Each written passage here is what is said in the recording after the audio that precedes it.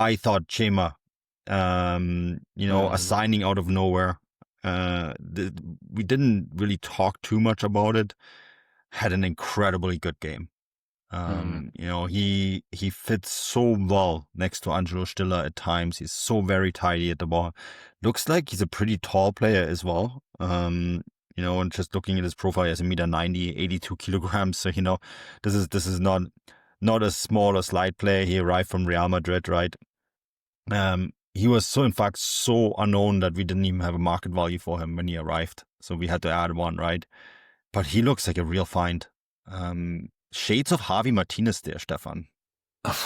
Wow, poor guy.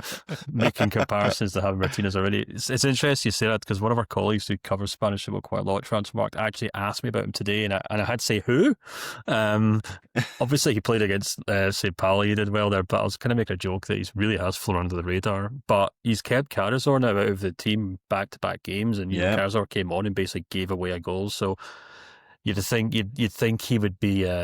He'd be in that. Chema Andrés says he'll keep his spot for the FC Köln game at the weekend. And no, you're right. He's done really well. Came in from Castilla, the Real Madrid B team. Picked up like €3 million, I think, and could prove to be an absolute bargain, because you're right. He did really well. Obviously, Stiller's definitely moving into a more attacking role this season, which I think is really interesting.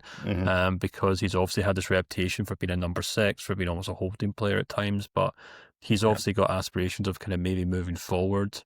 And you can understand why, because you look at the players in front of him, it's two very specific wingers. Maybe El Canus is maybe more of a kind of second striker. At times, obviously, Stuttgart play with 2 strikers, where it's like Undav and Demirovic or something like that. So maybe Stuttgart trying to gently nudge Stiller into the role of a more advanced playmaker. So it makes sense if someone like Chema Andrés has come in and he's the guy who's going to sit and hold. Not to say he's taken Karazor's spot for good by any means, but he's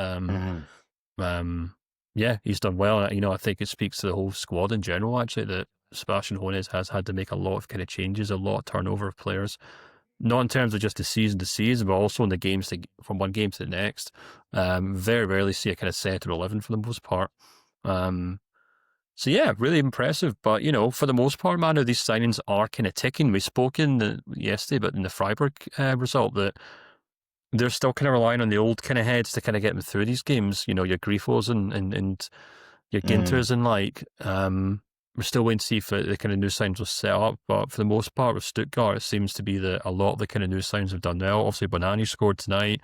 El Canus scored here. He scored in the St. Pauli game as well. Assignon came on, started this game. I thought he did well. Andres started here, doing very well.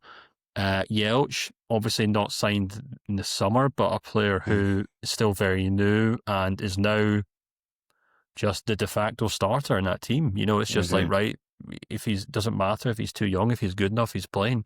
And he's getting into that team. So, and Thiago Thomas as well, I think he did quite well against St. Pauli, if I'm not mistaken, if my memory serves me right. So, that's really encouraging, I think, for Stuttgart, because they've had a really disruptive summer. I wrote a piece last week on how selling Voltemade could have completely upended their season, and almost in a direct response to that, they've scored goals with ever-increasing imagination and variety, as if to suggest they don't need a talisman in that team. But no, I think for the most part, Demirovic just done a good job. Article, Stefan.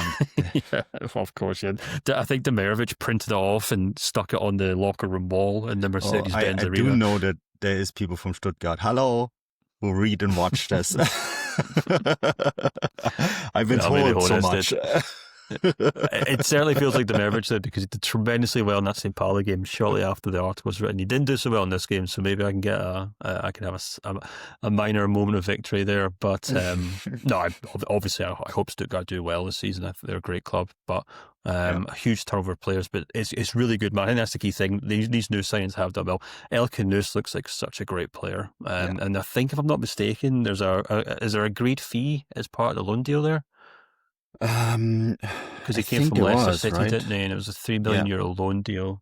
It was one of those things that came through on deadline day. I remember we briefly talked and reported about it, but there were so many deals that day that it's really difficult Yeah. to kind of keep No, track without of doubt. it all. It'll be interesting to see because, as you said, it was kind of like a last minute one, wasn't it? It was part of the kind of panic that came after selling Voltemade, because they obviously tried to sell that kid from Belgium as well. Well, that kid actually is like 25. It's an obligation to buy with conditions, which is the new catchphrase of the 2025 deadline day window. Him and Nicholas Jackson. I don't think his is quite that harsh. Yeah. I don't know how much it is, but I think it was 15 million euros, if I'm not mistaken. Right now, I think they'd bite your hand off for that, because he looks like a great player from what I've seen in the last 2 games. Still very young as well, but no, great man. I mean, and they did all this with poor Dennis Undav sitting on the sidelines in his tracksuits because he's obviously still injured. He can't play. So you'd think once he comes back and once he finally gets back to match fitness, they'll have a bit more extra on attack as well. But yeah, they'd be a decent team of solid pedigree. And it'll be interesting to see if they can then, if this doesn't affect their league form, and they can obviously go and take on a really good FC Köln side.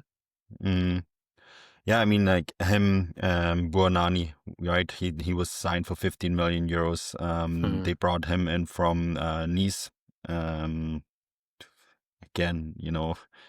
such an incredibly good signing.